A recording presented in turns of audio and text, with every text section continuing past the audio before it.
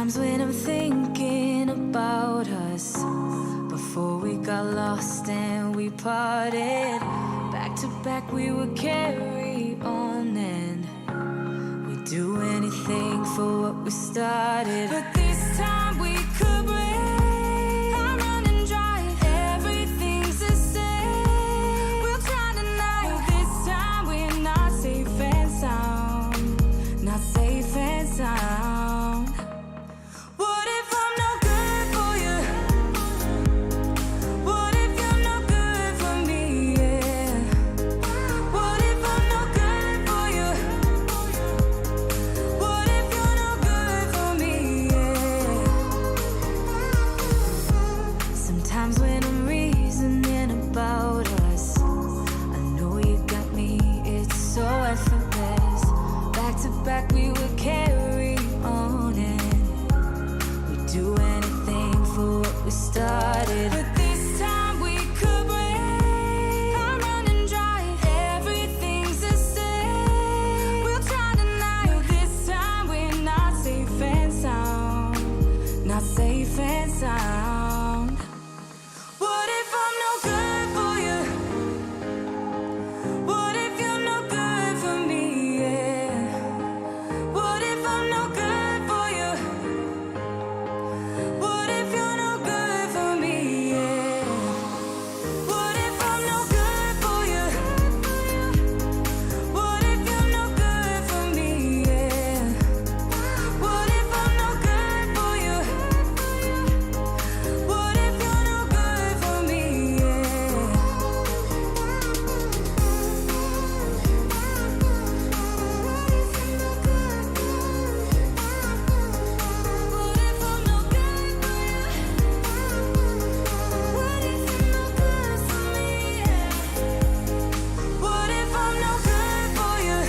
What if you're no good for me? Yeah. What if I'm no good for you? What if you're no good for me? Yeah. What if I'm no good for you? What if you're no good for me? Yeah. What if I'm no good for you? What if you're no good for me?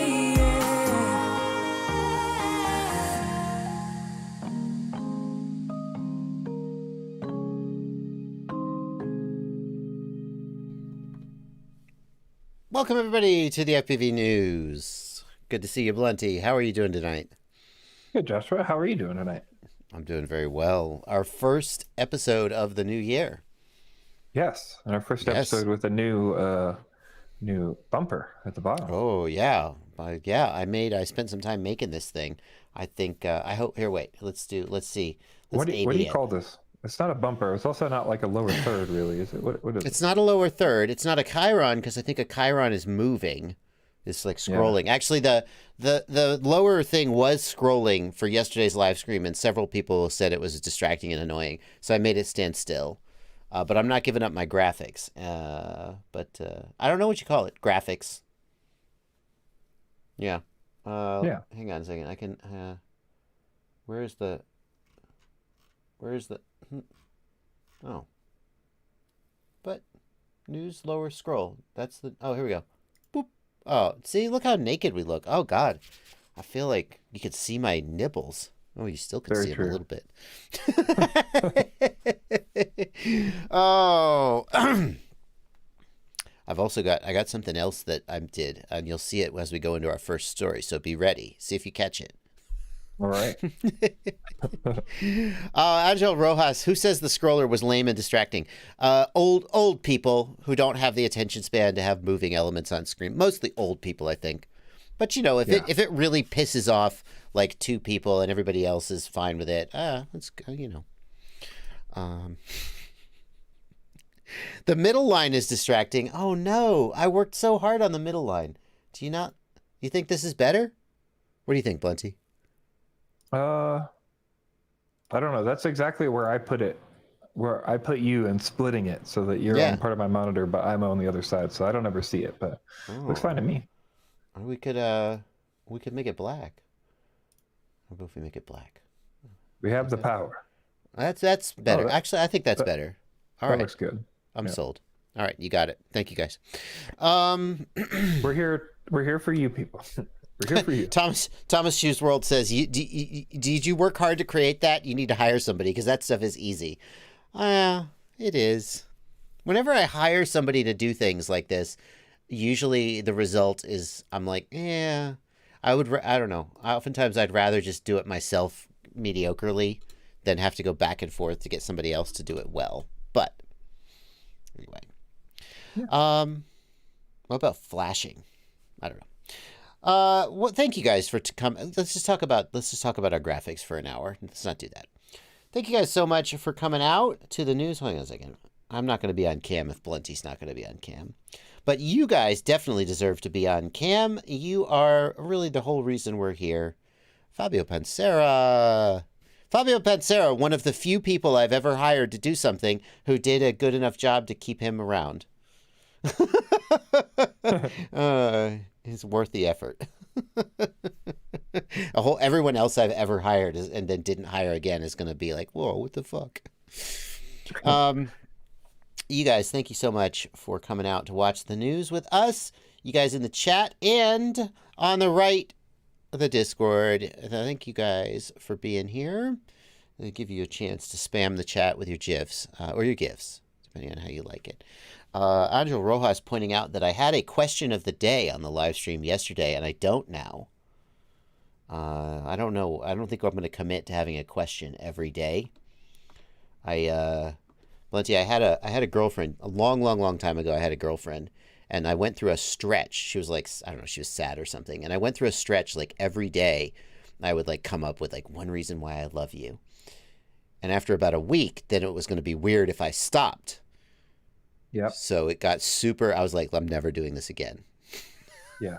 You gotta keep the bar low.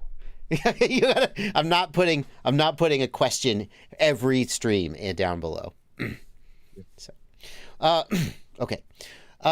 We got some hot items tonight, Blunty. There are linked down in the video description for people who want to see all of them. But some of the top items this week that we're most excited about. What do you got, Blunty? Well, it's hard not to talk about HDZero's new 1 watt testing. We looked at the range testing from Wesley Vardy previously, and today we'll be looking at penetration testing and talking about pricing. I feel like we might be demonetized if you say that sentence too many times. So I am excited about the 1 watt VTX though. Our good friend and a good friend of FPV, Michael Rollins, is ending his show, and we'll talk about why he did that and his last interview, which was with me. So I don't know what that means, but that's some sad news. Orqa, we've talked about Orqa's teases a bunch of times, and we're going to do it one more time while we have the chance before tomorrow when we know what the products are. We'll really get to just encouraging them. Yeah.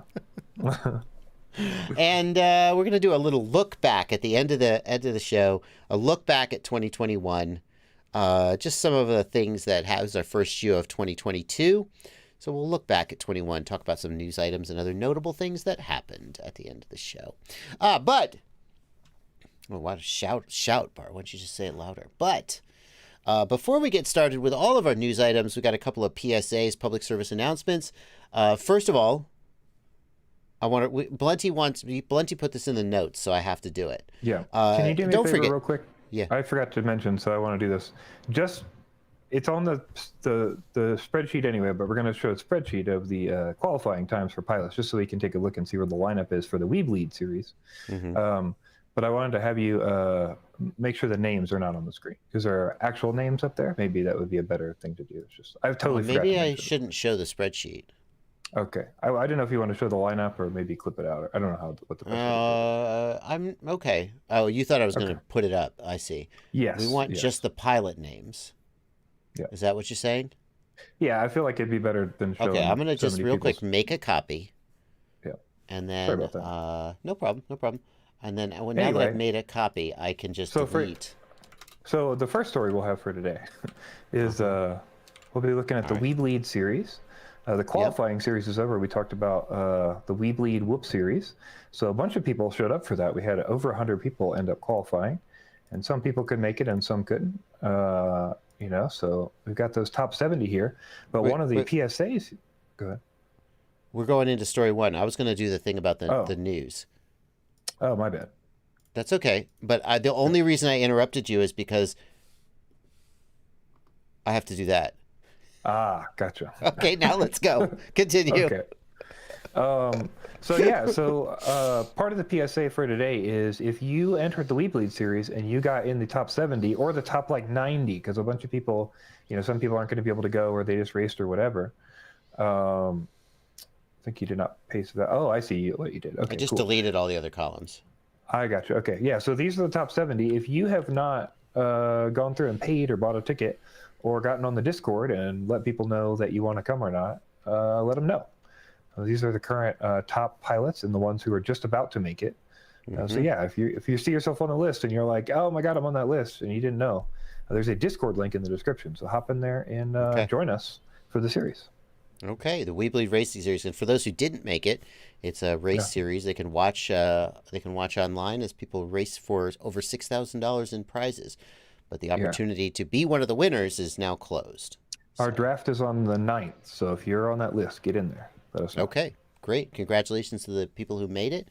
Very, very fast pilots. Moving on to the second story.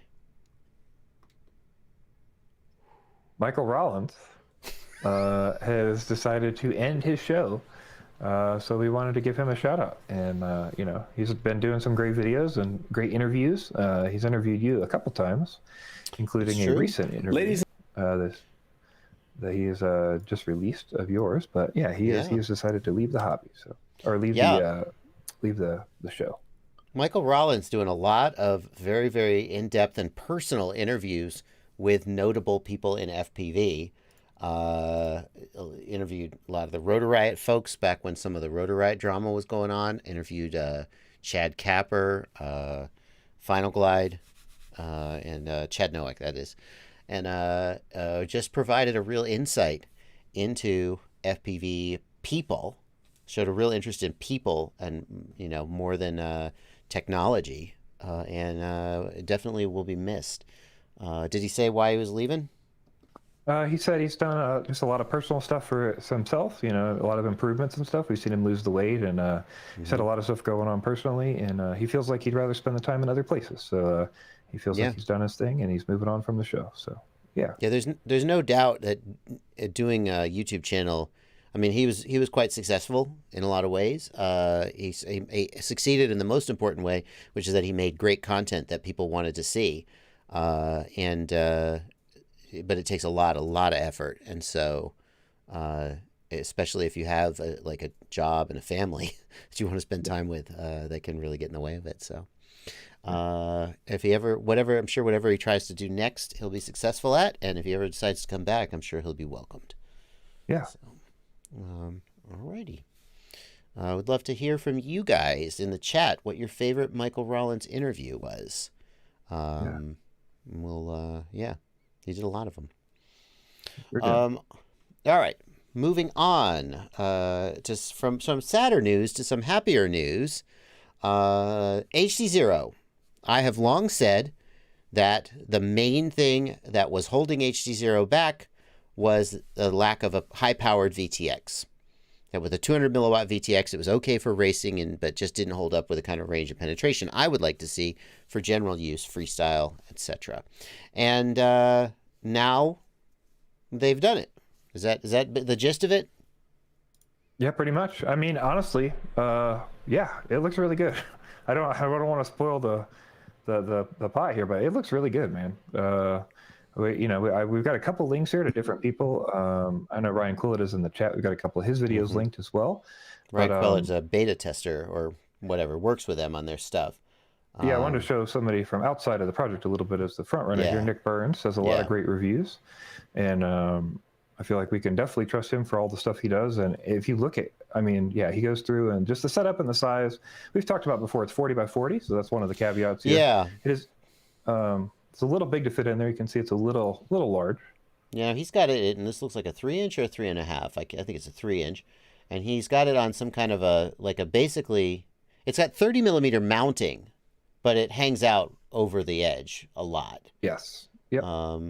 He's managed to squeeze it in. Some frames just will not be able to make it fit, I think is the takeaway. And for anybody hoping to fit it in a 20 millimeter mount in the back of a quad, that's just probably not going to happen on most frames. But that doesn't look too bad.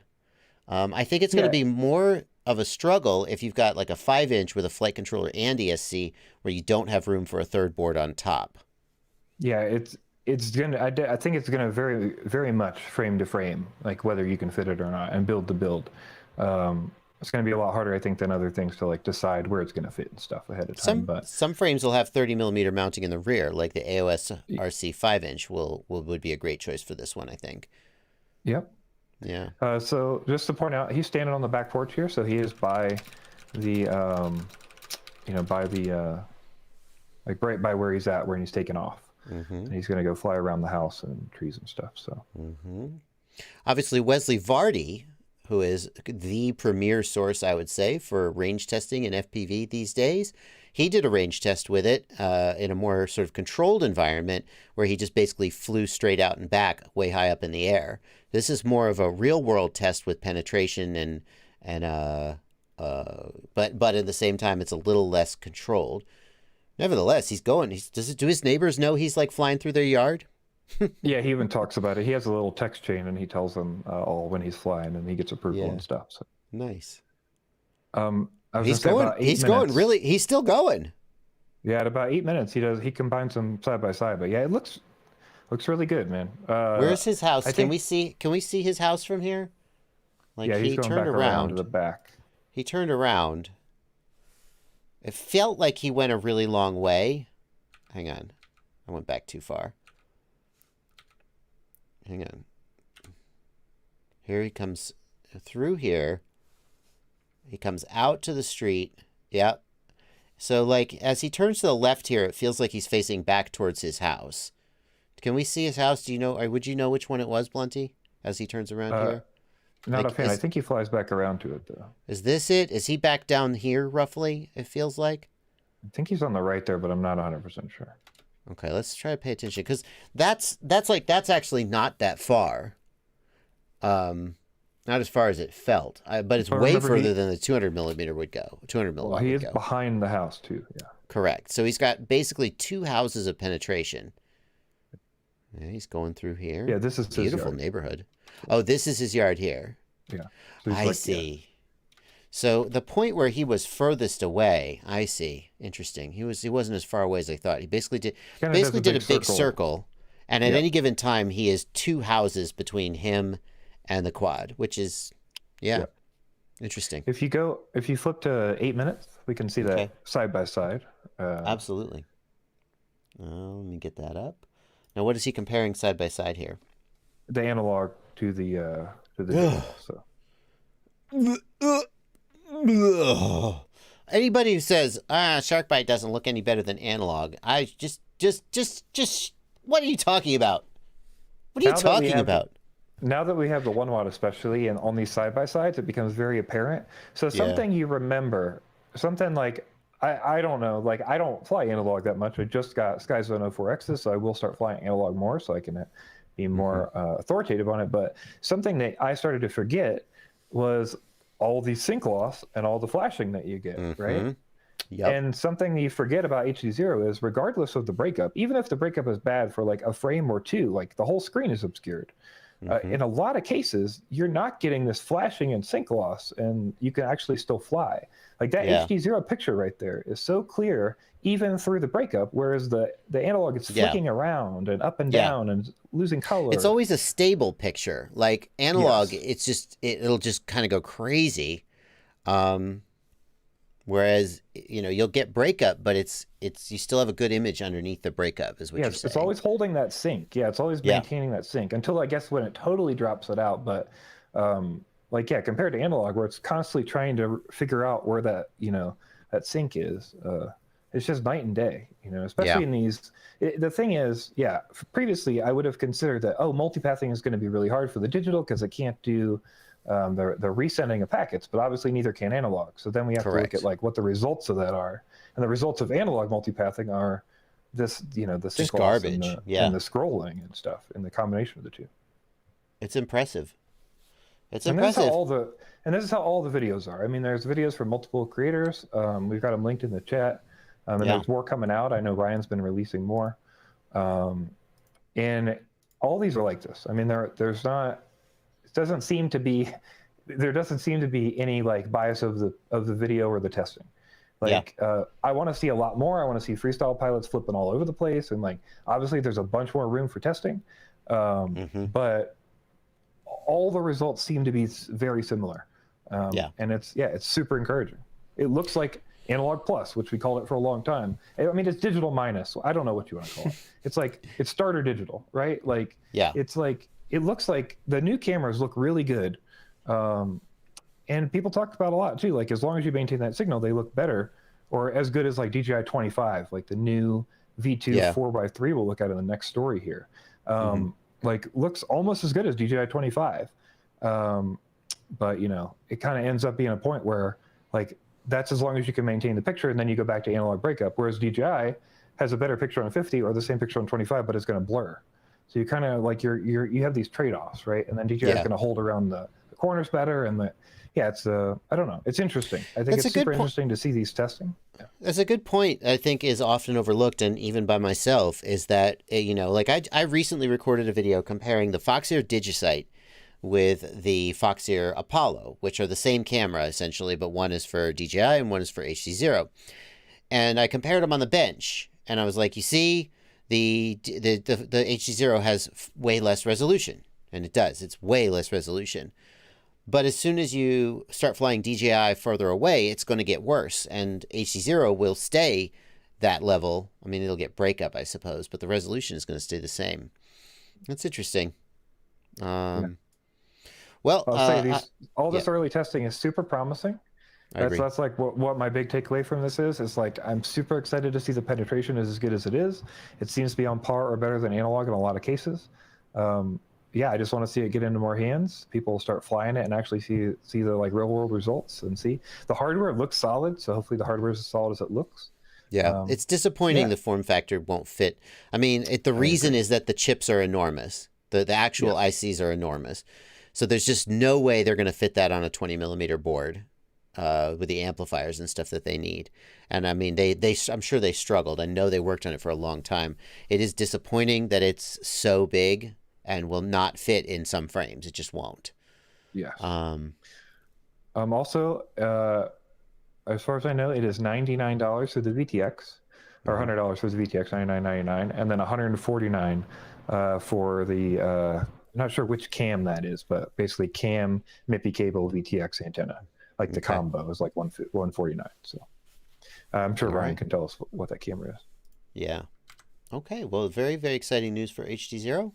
And of course, I think we wish them all the best. I think they're doing great. Moving on to more exciting news for HDZero. We have a 4x3 camera finally for HDZero. Finally. A lot of us like to fly in 4x3. Find that the taller vertical field of view gives you just better, you pitch forward, right? So you need that vertical field of view to kind of see where you're going and what's coming up. And you said before the show you fly 16.9. Is there a reason you prefer that, Blunty? I only fly DJI primarily. Like I said, I'm getting into analog now, but with DJI, it just feels better for me to fill up that whole screen. I'm not really concerned about top and bottom. I'm not racing and looking at gates and stuff. So for me, it's always just felt better to fill that picture and use all that screen real estate. Fair enough. Yeah, but I definitely understand, especially from a racer perspective, wanting to see that top and bottom of the gate. Yeah. So we've got this release video here. Yeah, go ahead. Yeah, so we're looking at this 4x3 micro V2 camera. Ryan said this is the camera that will come with that 1 watt VTX. So that's good. That's presumably a great camera. I guess we haven't seen the image from it, but is it similar to the HDZero, RunCam camera that we've previously seen? It seems to be like really good. Like Johnny 5 here is doing a comparison of these. But it looks really good, man. Yeah.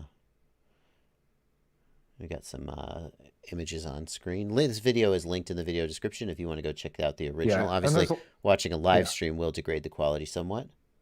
Yep, there's a lot of V2 videos out there too. I think quite a few different creators ended up with this. So looks pretty good to me. It's actually looks super. I'm seeing a little fisheye in the HDZero V2. Do you see that as well? Oh, maybe, yeah, just a little bit, huh? Yeah. This may have like a really wide angle lens or something.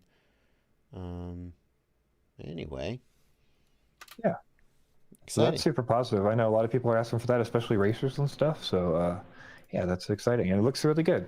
I know that, and the Digisight V3 seems to be high on people's lists. So yeah. Now that they fixed that green tint issue. Yeah, I tested the Digisight. Like I said, I finished recording that video today, and I think it looks. I think it's gonna be a toss up for most people, whether the HDZero RunCam or the Digisight V3 is the one they prefer. The Digisight V3 has a little bit lower contrast, lighter shadows, and the RunCam has higher contrast, darker shadows. Which I prefer the lighter shadows because I think you can see more.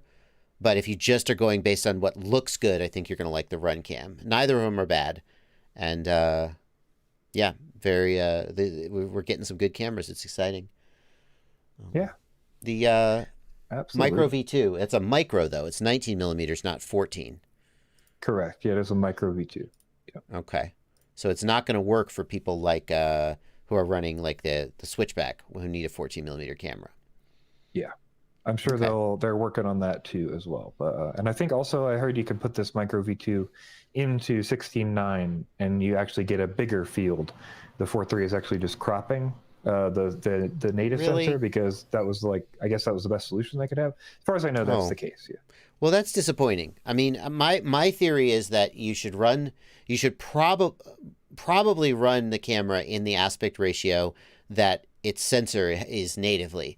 If you have a 16:9 sensor and you crop it to 4.3, if you have a 4.3 screen, maybe it helps because it lets you sort of scale the image to fill the screen. I could see that. But the best case scenario is to have a 4.3 screen and also a 4.3 image sensor, so you get the widest vertical field of view. If they're just cropping down a 16:9 sensor, I'm mildly disappointed, but it looked like it had a good field of view. So I could be wrong, but that's my understanding. So yeah, okay. Well, I'd be interested to try that stuff out. Yeah, looking positive. They don't send me. System. Nobody sends me pre-release stuff. It's probably for the best, because they want testers. They send people pre-release stuff because they want them to help test it. And I'm like, am I going to make a video from this? Because I'm releasing 4 to 6 videos a week. So if I can't make a video from it, I'm not going to spend time testing it for you. Anyway, hopefully I'll get one soon. At the very least, I can just buy one. What a concept. Alrighty. Let's see. Moving on. Yeah, moving on from one digital system to a possible digital system. Or I guess a digital system. I don't know. They're doing digital video. Yeah. So the first thing, hang on, I'll come back to the news. The first thing is they said, we will be premiering 3 digital systems at CES. And I was like, digital systems? Yeah, okay. Could be anything. Digital. And then Ivan, the CEO, came back, and do you have a copy of his comment here? Ivan came back and he was like, okay, Joshua, they will be digital video systems. V2 Orqa goggles, Orqa radio controller, and a few other interesting drone components. What? I can't tell. So obviously they're counting the Orqa goggles as a digital video system, which I feel like is stretching the definition of digital in the way that most people who read that sentence would expect it, interpret it. I mean, I am reading that sentence as 3 systems plus V2 goggles plus controller plus a few other things. Oh, well, that's optimistic of you. Yeah. Okay, let's give them the benefit of the doubt. 3 digital video systems at CES, plus the V2 goggles, plus the radio control. This is where the Oxford comma is so important. Is this a colon, or is this a So now the question I have is, when they say 3 different digital video systems, do they mean a VTX, a VRX, and a ground station? Right. That makes sense. I mean, it says right here on their webpage. So first of all, these are the V2 Orqa goggles, and we don't know, I think, much about them, but great. The V2 goggles exist. It made sense when they ended sort of support, or not support, ended development for the V1s. But then, hang on. Where's my, sorry, Blunty? My chat isn't moving. What's wrong with my chat? Why am I not seeing? My chat just has locked refresh up. It's moving. Sorry. Oh, there we go. Oh, there you guys are. Sorry, the chat wasn't moving. I was like, I gotta hear the chat so I can see what these guys are saying. Apologies. But here they're actually saying Orqa FPV digital video. Yes. Like, this is it. This is the HD system they've been teasing forever, right? It has to be. Unprecedented latency, HD resolution. Yeah, they're making the claims. So we'll see. So we find out tomorrow, right? Yeah. Yep, we find out tomorrow. Hopefully, that's their first day at CES for showing stuff. GMI Visuals in the chat says, weren't the V1s supposed to be future-proof? They are. They will support fully the HD video system that they're releasing. So yeah. So I mean, let's talk about that for a second, which is that they ended sort of new feature development for the V1s. They did not end support. They will continue to support them, both physically and in terms of software, in terms of bug fixes. But new features will no longer be developed. And it makes sense that at a certain point, you have to say, we're done with this hardware, we're moving to the next thing. People are somewhat annoyed about that and saying, well, I thought we bought future-proof goggles. And the counter argument to that, I think, is like, how many software updates, how many feature upgrades did like any Fat Shark goggle ever get? So they added a ton of features to these goggles. And at a certain point, they said, well, that's it, we're done. Nevertheless, if I had bought Orqa V1 goggles in the last like 4 months, because the thing is, they're still promoting the idea of future-proofing right up to the day they say, okay, we're done. And if you buy on the day before that and you're like, we're going to future-proof my goggles. Well, we future-proofed them 2 years ago. Now the future is here and they're no longer future-proof. Yeah, that's fair. I know they haven't been selling them for a little while. Like, they've gone out of stock in most places for a while. So it's been hard or impossible to buy them from most retailers. But I definitely agree with that statement, you know. I don't know. It'll be interesting to see what they put out and what the results are going to be like. I don't know.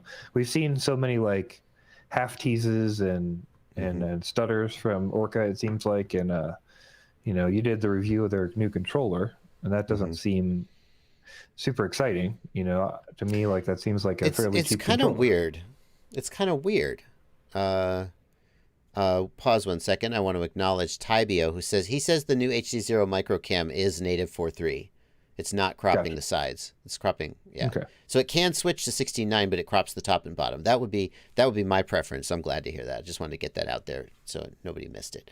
Yeah, the controller is weird because, like, for a company that came out of the gate with we're going to make the best goggles that FPV people have ever seen. And they basically succeeded at that. With all the features that they added, they made great goggles at an extraordinary price point, but many people felt it was worth it.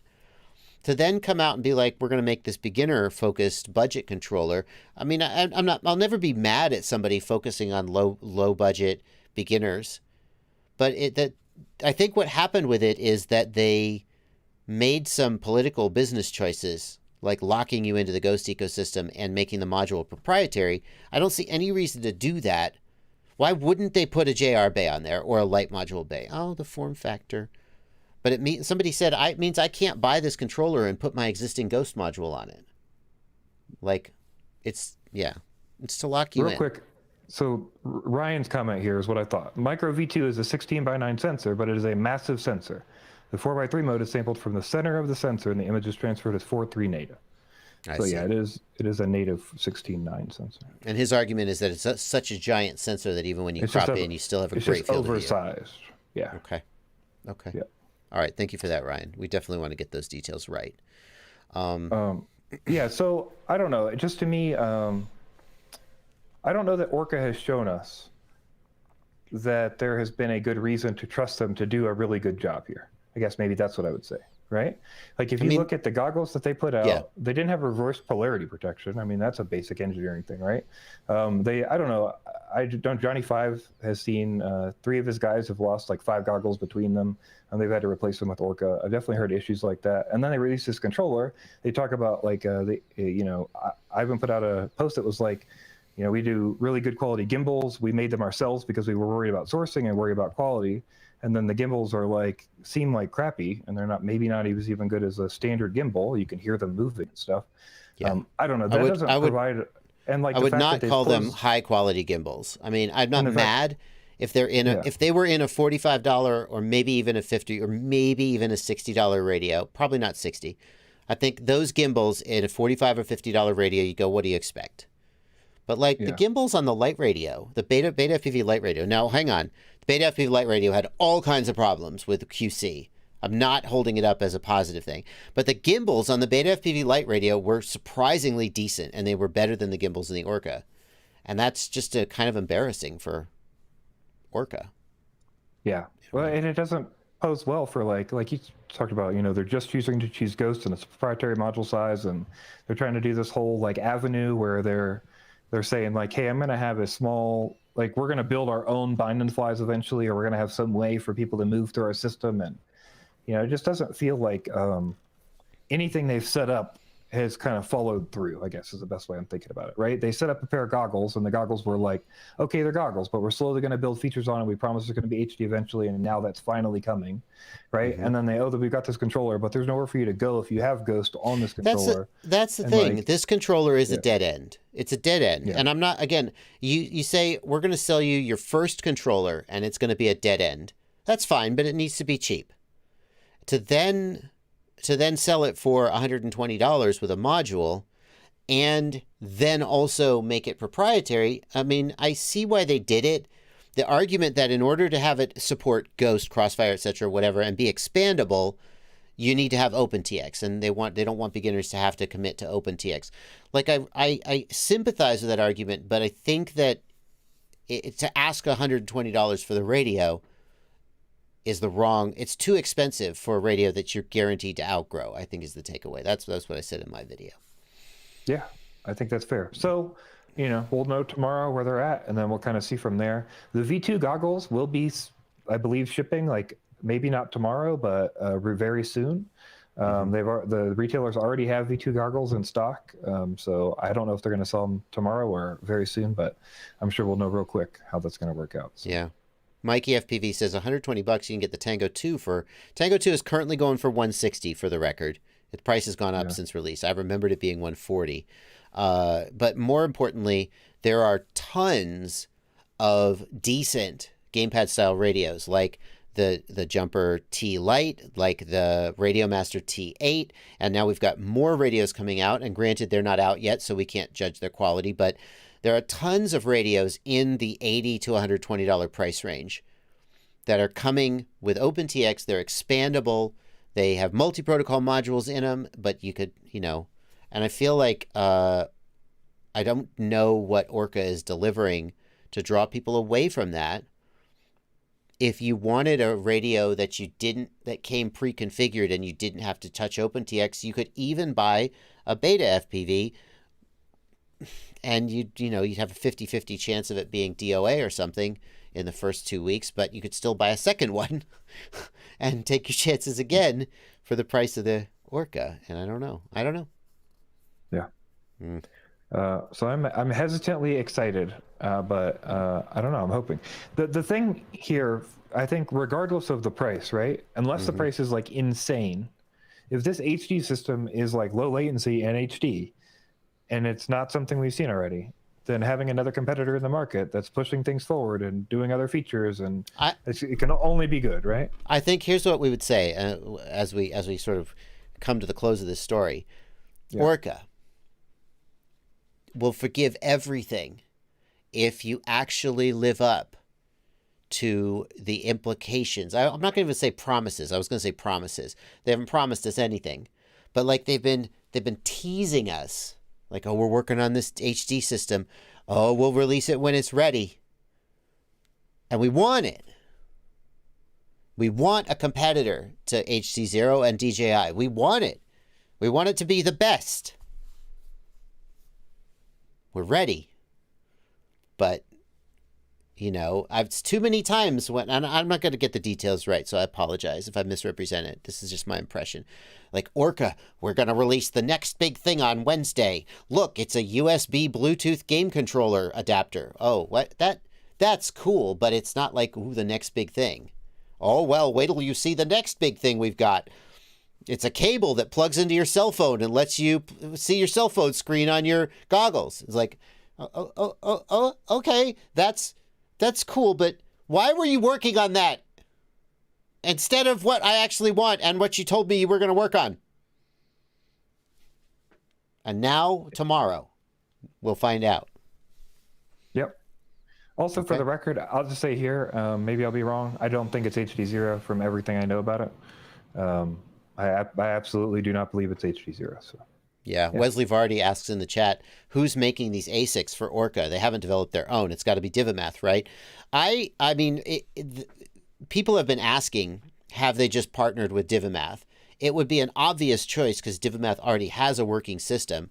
But I feel like people have been asking this, and although they've been cagey about it, they seem to indicate they're developing their own, and it's not HDZero. So I also have the impression it's not. It could, at this point, it could be anything because the way they tease stuff over at Orqa. But if you take anything they say at face value, then they are building a made in EU system. That's why they call it that. They say a made in EU system. I think it's totally their own thing that they're bringing from somebody else. Whether it's some partner they've signed with or some like 5G mobile chipset they found, or who knows what it is. But yeah, I think it's going to happen. Orqa has 40 engineers. Just so people know, Orqa has 40 engineers and 20 other employees. They have 60 total employees, and they're an engineering firm that builds things for other people. So they're not like 3 people in a building saying they're going to do something. They so could at least do it. There's something behind it. Yeah. Yeah, I've always believed them when they've said, we're going to do it and we'll release it when it's ready. I'm just a little bit tired of sort of having my, use an adult phrase. 100%. I'm tired of being teased. Like, give it to me, Orqa. Give it to me, or I'm going to put my pants back on and leave. Yeah. So to speak. We'll see. I want this relationship to work. I do too. Anyway. I didn't say, when I said 40 engineers, I didn't say they're all sitting on a table all like praising each other, because that's the impression that I get. But that supposedly there are that many people over there working. So yeah. My theory is that they are, I mean, they've said that that they love FPV, they want to develop for FPV, but ultimately they see telepresence as a bigger thing than the FPV market. So they've talked about, inspections, whatever, bomb disposal, military. There's all kinds of ways that you could sell a good telepresence system, and low latency and good goggles is part of that. If they screw it up, I mean, if they deliver, if they don't just like fall through, but they still screw it up, the way that they'll screw it up, I predict, will be that they'll have a system that is appropriate for like the military, and FPV pilots don't want it. That's how they'll sort of thread the needle of telling the truth, but still disappointing me. What I'll say is, my hope is that the actual reason they're saying 3 systems is there's a military focus system, a commercial focus system, and a hobbyist focus system. Yeah. Right? And that would probably be the best for us, unless they like totally, mess with the hobbyist side. But we already know they've been using the term remote reality, and they have like a pro goggle that we showed before on the show that they've had on the military before in the US. So I assume there is some remote reality military system there. We just don't know if that's the same system, or if there's like branches of this whole thing out there. So. All right. Well, you will hear about it on the next 100%. week's FPV News. We will cover it. And you come back here. Obviously, you can watch with their CES coverage if you want to, but we'll cover it here Tuesday, 6 o'clock next week, as always. You ready to move on? You got anything more you want to whine about that story? Let's do it. I think we've milked that one. Yeah. Next story is the community spotlight. We got 2 community spotlights this week. Blunty, who's first? First up, we have Roberto De Domenico. I don't want to get that wrong. Domenico. and he has built a little tool that you can paste your diff into, your config into from Betaflight 4.3, and it's automatically got all the safe commands set up for you, and you can remove or pick stuff, and you click the button, and it just automatically clears all the stuff you don't want out of there and gives you a dump you can paste right in. Yeah, let's see if I have a CLI dump right here. Hang on, up in Notepad. So here, I'm going to paste. This is my Betaflight. Oh, well, this is actually a 4.3.0 diff. I'm sorry. Well, anyway, we'll do it anyway. We'll pretend. Here, look, watch. Betaflight 4.2.0. See how easy that was? And then what you've got here, these are the things that are safe to carry forward, and these are the things that are not safe to carry forward. And you can change them. So, like, if you're like, you know what, I happen to know for some reason I don't want to carry my, I don't know, rate profile's already in unsafe. I don't know. If you've got something you don't want to carry forward, you just take it out of there and it goes down to, where did it go? There's an ad on the right, on the bottom right. How is it, if it's not safe or unsafe, where is it? Is it just like in limbo? I don't know, actually. I don't know about that. Where did it's gone? And if I click add, nothing happens. Oh, I think you have to type it. I think you. No, but I don't remember what it was. Can you drag them? Can you drag it? I don't remember what it was. Does it work with anything? Yes, I think so. Oh, it does. Okay. Can you drag them? I don't know. You cannot. Nope. Okay. That's interesting. If I take it out of safe, then shouldn't it automatically move to unsafe? I'm not really sure about that. Oh, well. It's got a list of safe and unsafe commands and if you don't understand, you probably are safe to go with the defaults. That's why they're the defaults. And then you hit get Betaflight 4.3 safe diff, and it gives you a diff, but then it also comments each line to give you its impression of whether this is safe or not. Yep. So it's like, yeah, I'm not sure about that. I don't know what this is, and yeah, that kind of stuff. So if you haven't marked that as a safe thing, then it'll let you know, hey, maybe. So if it's not marked as safe, it labels it as to check maybe safe. And you can go through it one by one. But if it's marked as safe, then you can feel reasonably confident that it's safe to carry forward. And then it comments out the lines that are unsafe, and so you'll leave them behind. This is a fantastic way of moving your configuration around from 4.2 to 4.3. Or even earlier. Probably works on earlier ones as well. Pretty cool. So thank you very much, Roberto. Yeah. Link in the video description, as always. And then we've also got, and this one, I didn't understand why this was so cool until I saw it. This is by Aber the Ham. He is he's on my Discord. He's a patron on my Discord. And I'm just going to show the picture. What are we looking at here, Blunty? Can I not? We're looking at basically a way to fly if you're in your car. To get your antennas out of the car, nice and convenient. Mm-hmm. Pretty cool. It clips onto the side of your window. It holds your VTX antenna and your controller antenna, and then uses a UFL cable or a coaxial cable to go back into the car. And it keeps a little gap there so the cables don't get pinched. And then you plug that into your controller and plug that into your goggles. Here's another picture of somebody doing something similar. Then you plug that into your goggles and you plug that into your radio, and away you go. That's pretty damn clever. Pretty cool. Now, I will say that those coaxial cables themselves have some loss. And I have no data to support this, but I wonder whether just plugging the damn antennas in and not dealing with those coaxial cables will give you similar or better results. Because of the loss. Right. The loss, those especially thin. If you buy some big, thick coax cable from Times Microwave, from Times Microwave or something, then it's good quality. But if you buy like a $6 pigtail off of Amazon, it's very questionable whether the impedance is correct. And so I would say if you're going to try something like this out, test it with the antennas outside the car, and just test it by sitting in the car and see which one's better. Because I suspect that depending on the quality of the cable, you may find it's better to just have the antennas directly connected. Yeah. Pretty cool. Okay. All right. But thank you so much to Aber the Ham for coming up with this little simple 3D print. All righty. Oh, shoot. See? Wait. Oh, well, I didn't change the title. Now I've screwed everything up. Ruined Oh, Christmas. No. Oh, well. All right, Blunty. In the last 10 minutes of the show, we're going to talk about 2021. 2021. Yes. Some of our memories and highlights from 2021, specifically related to the news. Yeah, for the new year, we'll take a look back at the old year in FPV and the news. Yeah, and you guys can let us know as we're going to talk about this till the end of the show.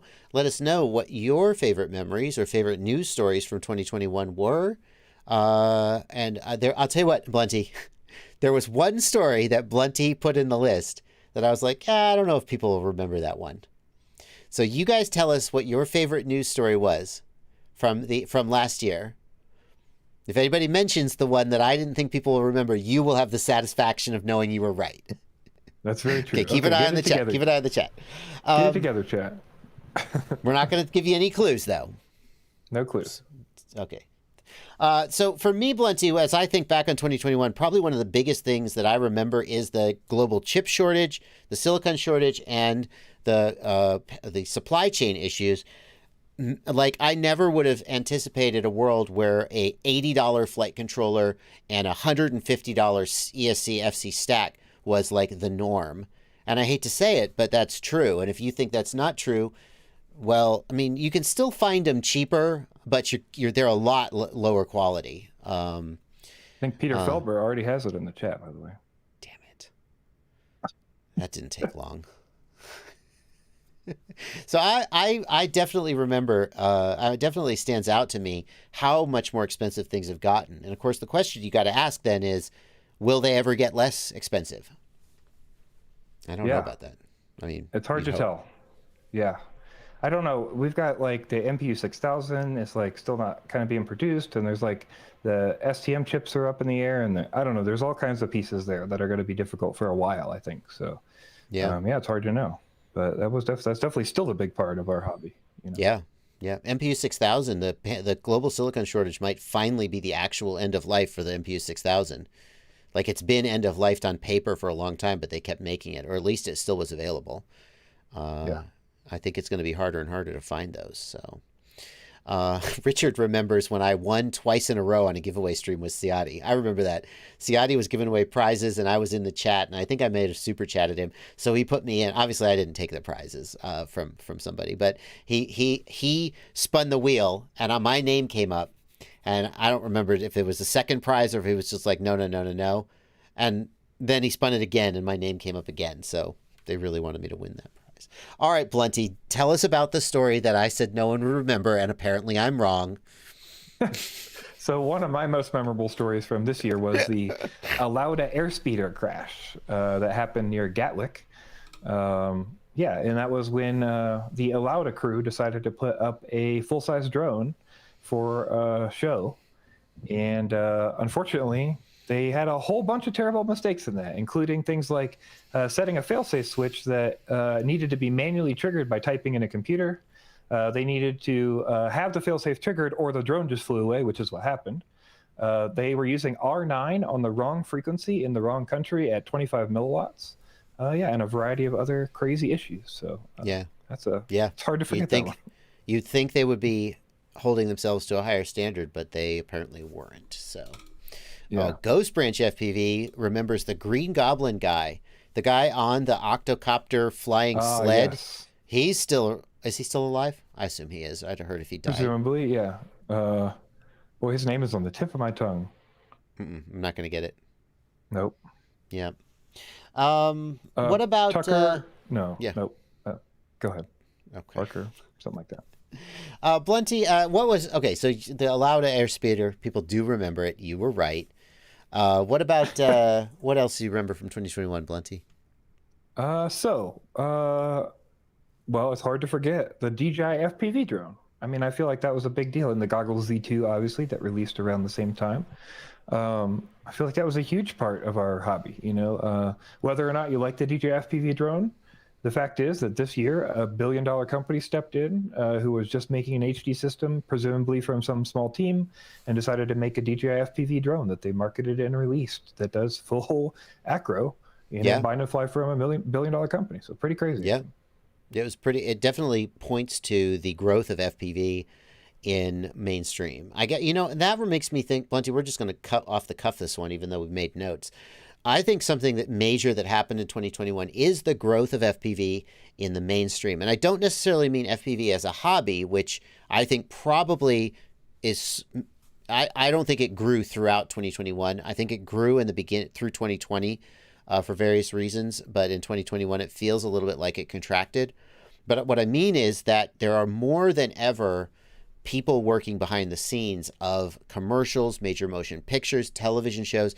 The use of FPV drones to make mainstream content, I think, is bigger than it ever has been, and 2021 was a major leap forward. I think a lot of people don't see that because they're just sort of out there flying their drones. But you see movies like Red Notice or NERC doing the Ford F-150 commercial. Like FPV is gaining a place at the table in filmmaking and videography, which is pretty cool. Yeah. Let's see. Day at the range. People in the chat are saying a day at the range. A day at the range? What did a day at the range promise he could do? Then he set up a Patreon, took people's money and rug pulled. What did he say he could do? A day at the range said he could get FPV video out. HDMI high quality video, some video out of the goggles. They out of the DJI goggles and to your tablet or phone or whatever. And he said, in fact, that DJI had come to him and paid him like $80,000 not to release the product and given him 10 sets of goggles, which could have been a tip off that he was full of shit. Yeah. But you know who wasn't full of shit? Yeah, the FPV Out Project, Junus. And the other guys over at the FPV Out Project, Devil and a few of the other folks, were not full of shit. And then Junus figured out the magic bit in a Slack I set up, and we got it all figured out. And then they made a Discord, and we got the FPV Out Project, which we have now, which has DigiView. And now we have Wide FPV, DStream, DVCA, Cosmo Streamer. All kinds of different projects. Yeah. Pretty cool. The ability to get video out of the DJI goggles, it's such a specific thing to focus on, but it was one of the things that was heavily implied that the V2 goggles would do that. And then when it turned out that the V2 goggles, they do video out to the FPV drone, I was like, oh, well, F you. That's not what we meant. You know it. So then for someone to come along, the community just comes along and goes, screw it, we're going to make it happen. And to succeed so wildly is extraordinary. So, fantastic. Let's see, Blunty, what else you got? It's hard. I mean, I think one of the top stories for me of the year, absolutely, is Express LRS. We had Express LRS go from January 6th of this year was 0.1.0, the first release candidate of Express LRS. That was January 6th of this year. And now we're in January 4th, of 2021. And now we're in January 4th of the next year.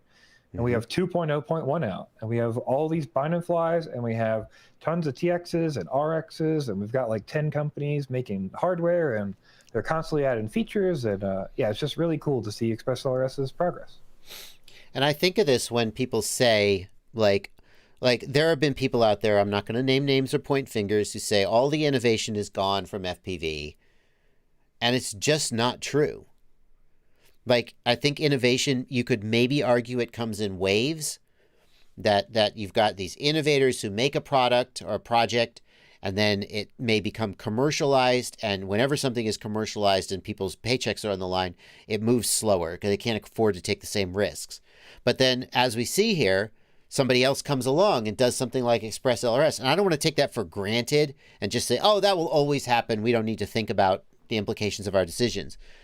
But there definitely have been people in 2020, for example, who say things like FPV is dead, all the innovation is gone. It's going to, it's not like it used to be.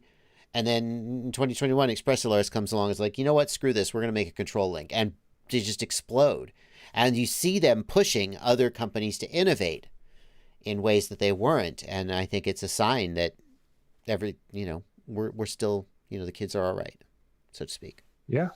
And real quick, I just want to shout out as well. We talked about it when EdgeTX did it. So while we're talking about ExpressLRS, I'd like to shout out. They have started an open collective, which is a way for a bunch of developers to get together and manage money together, so nobody can spend anybody else's money and they can all put it towards the project. So the ExpressLRS devs have started an open collective, opencollective.com/ExpressLRS that we've linked in the show notes if you wanted to support them. Yeah, I just wanted to shout that out. So Awesome.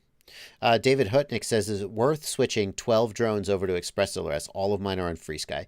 You know, David, if you had said they're on Crossfire, I'd say, you know, if you want to switch, go ahead. But like Crossfire's fine. But if you're coming from FreeSky, yes, it's 100% worth it to switch in every way. Period. yeah, absolutely. Yeah, I mean, it's going to cost you $250 to switch. I'm just pulling that number roughly. It's about $15 for a receiver and going to cost you about $40 for a module, and away you go. So maybe don't switch them all on the same day, but absolutely it's worth switching. So, you know, another technology that made it big this year, Blunty, it wasn't invented in 2021, but it certainly exploded in 2021 and came of its own, is HDZero. And we've talked a lot about HDZero on the channel, but this is definitely the year HDZero made good. Yeah, well, Carl, I think this is the year Carl took over, was like, hey, SharkBite's not doing anything. Fat Shark is stagnant. Let's figure this thing out and let's push a product. And they went from people kind of knowing about SharkBite and there being like 1 or 2 VTXs to suddenly it blowing up. And now there's all kinds of options for them. And there's new cameras we just looked at, and there's a 1-watt VTX. And hopefully we're going to see some more and more progress from them. But yeah, looking really good. Yeah. I'm looking forward to the first HDZero VRX. Yeah. And seeing what they can do when someone who is really hungry and desires to hungry makes it, instead of someone who is a little bit more protective. And also won nationals. It also, that's just the cherry on the, I mean, that if you think about as an 80s, an 80s movie, right? You know, HDZero is the underdog who gets sand kicked in his face, and it culminates with him coming from behind and winning nationals. And you couldn't write a better story than that. Other technologies, Blunty, I don't want to forget about KISS and the things being done by Alexander Fedorov and the folks over at FetTech working on KISS. KISS Ultra is, Crunk pointed this out, and I think he's absolutely right. The development of new firmware and new hardware with KISS Ultra, FetTech guys over there working on new firmware and new hardware, sort of breathing life back into the KISS project, and in a way, taking it, KISS has always had a core of hardcore fans, but it has not really grown the way the Betaflight has grown. And I think that there's an opportunity here for it to sort of break out and find growth. And it's really exciting to see that going on. Let's see. Yeah. What else are we going to wish we'd mentioned from 2021? Chris Rosser. You know this guy? Sure. Yeah. He kind of came out of nowhere, huh? Yeah. Finally started applying some scientific rigor to frame design and analysis. That happened in 2021. There's good stuff out there. Betaflight 4.3, still not here. Yeah. Or you have a release candidate, but yeah, still not here. Soon. Flow State Film still hasn't come out. Was HDX this year? HDX is this year too, huh? It was, yeah. So HDX, we got to shout that out too. HDX is definitely making great progress. Yeah.